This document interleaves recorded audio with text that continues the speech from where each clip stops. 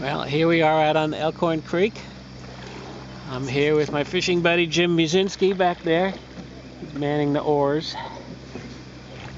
We'll try to catch some smallmouth today. It's our first time out on the Elkhorn. Got to get down a little ways and then we'll get out of the boat and look for some fish. Well, a little bit further down the creek now. Jim and I survived what could have been a major disaster.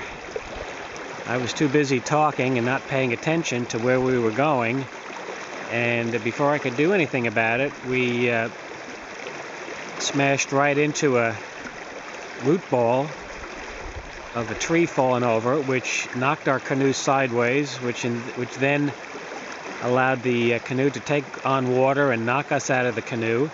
The canoe ended up underneath a tree stump, and Jim and I out of the boat trying to get back on our feet and then get the canoe back afloat. We were not able to do it ourselves. Another couple of guys came down and did the exact same thing we did. Their canoe ended up close to ours. The four of us tried to get out each of the two canoes from underneath the tree stumps where they were lodged. We couldn't do it. Then a few minutes later, some more people came along. It took 8 people to get both canoes out from underneath the tree trunks where they were trapped. But all is well now. We're back on the river and hope to try and catch some fish here. Well, Jim's got his first fish over there. Let me see if I can zoom in a little bit. Get a close-up of this monster. You got him there? There he is. Who says we can't catch fish here? I caught a couple of little ones earlier, but not nearly as big as that one there. I didn't want to take a picture of them. Mine were too small, but something like that you got to preserve. You want me to take my shirt off? Yeah, I don't know. That might be. I don't know. That might be make us X-rated or something like that. I don't know if I could post that on YouTube if you took your. Well, we're having a good time now that the adventure's over. Well, we must have had about 60 or 70 canoes come through here. It's kind of stirred everything up, and I was starting to give up and thinking maybe we wouldn't catch anything, but this guy just hit this popper that I got at the store the other day. Get him off this line here. Here we are.